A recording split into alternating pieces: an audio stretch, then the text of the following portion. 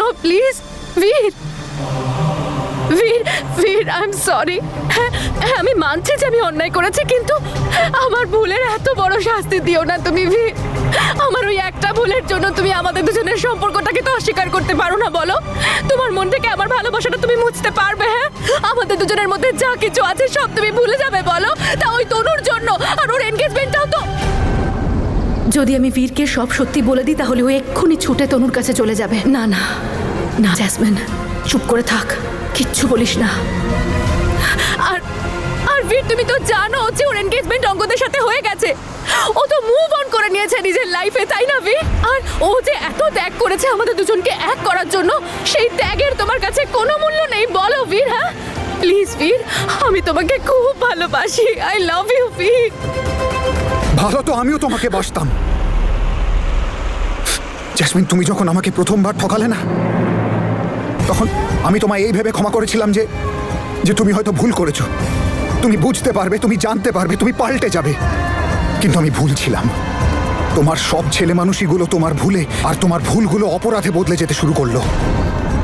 আর এখন তোমার পাপের ঘড়া পূর্ণ হয়েছে, আর তুমি ক্ষমার যোগ্য নও, তুমি শাস্তির যোগ্য। বীর, কিন্তু এই শাস্তিটা অনেক বড় বীর। আমি মানছি আমি কোনো ভুল করিনি, অন্যায় করেছি, কিন্তু আমি সত্যি বলছি আমি আর এরকম কখনো করবো না। আমি সব ঠিক করে দেবো, কিন্তু প্লিজ আমাকে ছেড়ে যেও না। I love you. শুধু সেইটা নয় জ্যাসমিন, যেটা শরীর থেকে বেরিয়ে যায়। কখনো প্রাণ বেরোনো ছাড়াও মানুষ জীবন্ত হয়েও নিথর শরীর নিয়ে বাঁচে, যখন তোমার মতো কেউ একজন তার ভালোবাসা এবং স্বপ্ন নিয়ে খেলা করে। আর সেই মানুষটার জন্য কোনো শাস্তি কিন্তু বড় হয় না। আমি তোমায় এখানে ছেড়ে চলে যাই সেটাও নয়, আমি তোমার পাসপোর্ট জ্বালিয়ে তোমার কানাডা যাওয়ার স্বপ্নটাকে চিরকালে নষ্ট করে দিই সেটাও নয়। তোমার অপরাধের সামনে সব শাস্তি ছোট। তুমি এরকম কেন করলে বীর? আমার যে সর্বনাশ হয়ে তুমি গেল। জিজ্ঞেস করছো আমি কেন করলাম এটা? তুমি জিজ্ঞেস করছো আমি এখন কোথায় যাব? হ্যাঁ, আমিও তো যেতে পারবো না নিজের পরিবারের কাছে, না তনুর কাছে। এখন এটাই তোমার শাস্তি।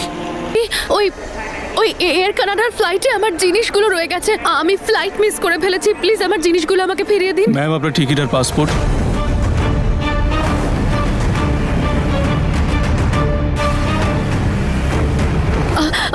ও সব তো নেই, কিন্তু আপনি আপনাদের যে প্যাসেঞ্জারের লিস্ট আছে না, ওখানে আমার নাম চেক করতে পারেন। আমার নাম হলো জ্যাসমিন বীর সিং। ওয়ে সরি ম্যাম, পাসপোর্ট আর বোর্ডিং পাস ছাড়া আপনাকে ফ্লাইট উঠতে দিতে পারবো না। আরে এসব কি কথা বলছেন আপনি?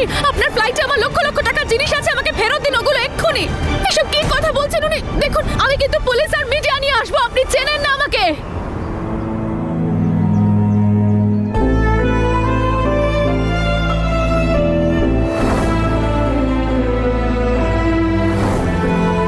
কি করে থাকবো আমি তনু তোমায় ছাড়া? কি করে বলতে পারবো তোমার সাথে কাটানো ওই মুহূর্তগুলো?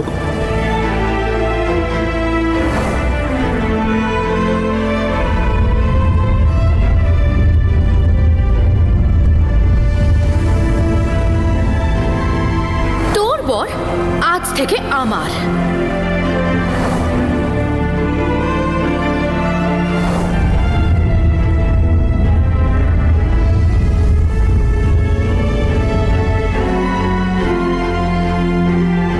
অল দি বেস্ট, নিজের খেয়াল রেখো।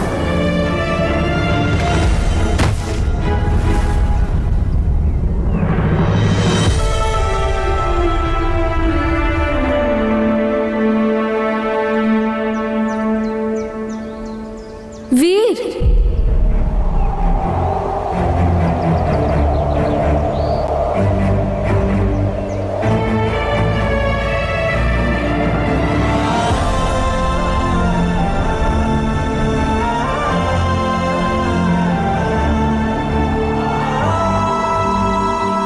কোথায় মন তোমার? দেখে হাঁটতে পারো না?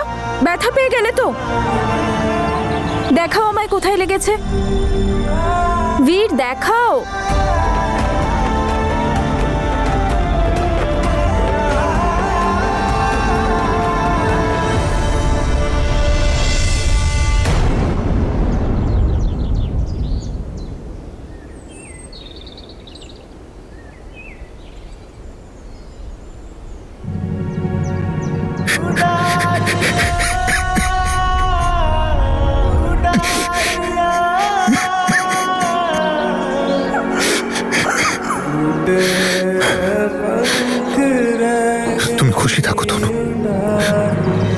খুশি থাকো।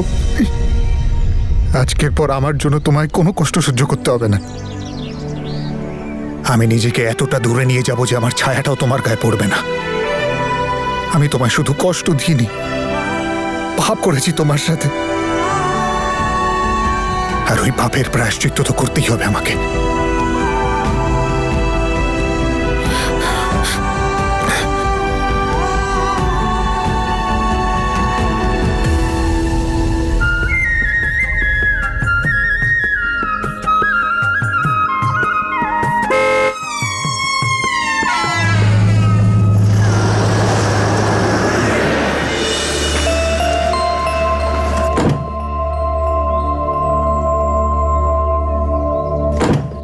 Welcome welcome. ঠান্ডা বেড়ে গেছে, 3-4 ডিগ্রি কমে গেছে হয়তো।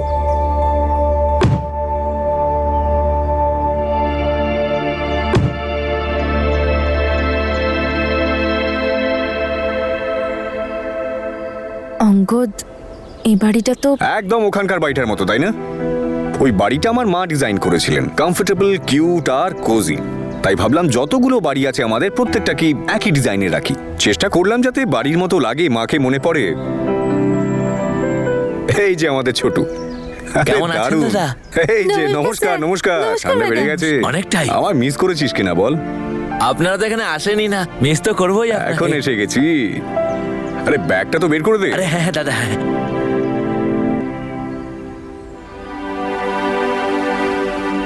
দাদা ব্যাগগুলো রাখবো কোথায়? আরে আমি বললাম না রেডি করে রাখতে। হয়েছে তো নাকি? হ্যাঁ হ্যাঁ স্যার, মনে নেই? আরে হ্যাঁ, আমি তো ভুলেই গেছিলাম। সরি দাদা, সরি।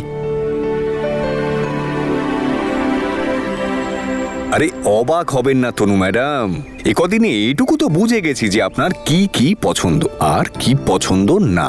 এটা তো বুঝতে পারছি যে এই বাড়িতে যদি আমি থাকি তাহলে আপনার একটু থাকতে অসুবিধে হবে। তাই আপনার জন্য স্পেশালি অ্যারেঞ্জড আমাদের আউট হাউস। আসুন আসুন, you like it, I promise. Ah, the morning view. তো এই আমার আউট হাউস। আমার তো এখানে থাকতে বেশ লাগে। আই এম শিওর আপনিও খুব কমফোর্টেবল থাকবেন। Thank you Angad. Thank you তো এই আউট হাউসটা আপনাকে বলবে তনু ম্যাডাম। আপনার প্রেজেন্সে এই আউট হাউসটা হয়ে যাবে সুইট হাউস। আপনার জন্য একেবারে দারুণ জায়গা, সেফ, সাউন্ড অ্যান্ড প্রাইভেট। আমি আর আমার একাকিত্ব, এরকমই একটা সুন্দর ফিলিং, তাই না? সেই সব তো ঠিক আছে অঙ্গদ, কিন্তু আমি এখানে করবোটা কি? আশেপাশে কোনো একাডেমি বা কলেজ আছে? তনু ম্যাডাম একদম ভাববেন না, এই ব্যাপারে আমি সবকিছু ভেবে নিয়েছি। তবে এই নিয়ে কালকে আমরা কথা বলবো। এখন আপনি আরাম করুন, আপনাকে ডিনারে আমি এসে নিয়ে যাব। আমি নিজেই রেডি হয়ে চলে আসবো। জো আজ্ঞা মহারানী, তবে দেখবেন যেন দেরি না হয়। খিদে পেলে না ভীষণ ইরিটেটিং লাগে। ওকে অঙ্গদ, আপনি এখনো রিংটা খুললেন না?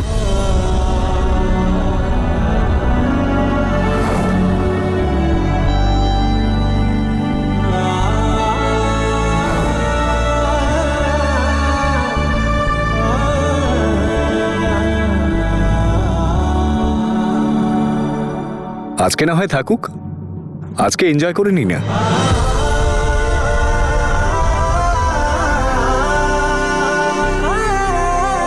তনুরিটা,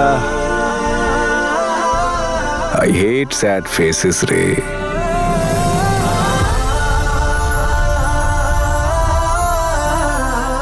এই তো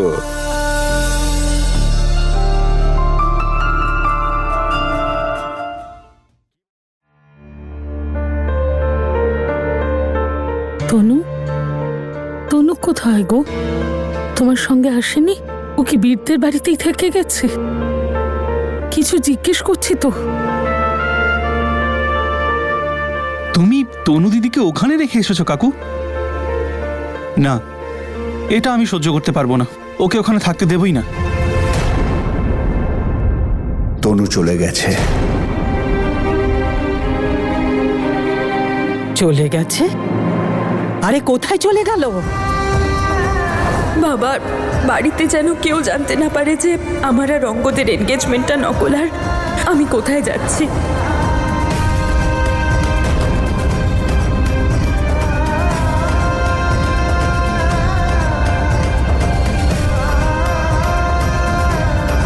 শুধুমাত্র জ্যাসমিনের বিয়েতে যাতে আমরা যাই তার জন্য এসব করেছিল।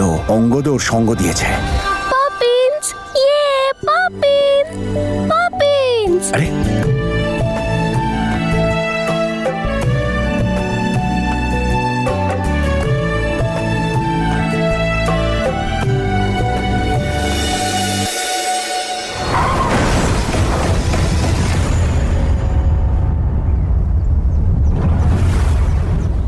তুমি এখানে কি করছো? আর এখানে এলে কিভাবে? আমার তোমার কথা খুব মনে পড়ছিল। আমি তোমায় ছেড়ে থাকবো না, আমি তোমার কাছেই থাকবো। জাস্ট আনসার মাই কোয়েশ্চেন, তুমি এলে কিভাবে এখানে? আরে বাবলে, ছোটু, ও এখানে কি করছে? এখানে কি করে এলো? স্যার ও না।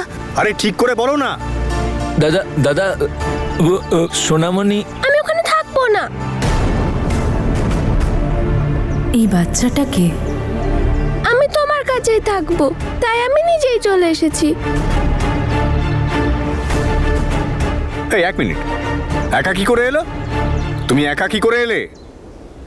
দাদা আপনি বলেছিলেন বলে আমি সোনামণির হোস্টেলে কিছু খাবার, কাপড় আর জিনিস দিতে গেছিলাম, কিন্তু আমরা যখন ফিরে এলাম তখন দেখলাম যে তুমি জানো পপিন্স, আমি না গাড়ির পিছনের সিটের নিচে লুকিয়ে লুকিয়ে এখানে চলে এসেছি। ওরা জানতেও পারেনি। পপিন্স মানে অঙ্গদের মেয়ে? টেরও পেলো না এরা। আমি জানতাম তুমি এখানে আসবে, আর তাই তো আমি এখানে চলে এসেছি। কি বলেছিলাম আমি? কি বলেছিলাম আমি? আমি তোমাকে বলেছিলাম যে কিছুদিন তোমাকে আরো থাকতে হবে হস্টেলে। আমি তোমায় নিজে নিতে আসবো বলেছিলাম না? আমি একটা কথা বলার পরেও তোমার মাথায় ঢোকে না কেন?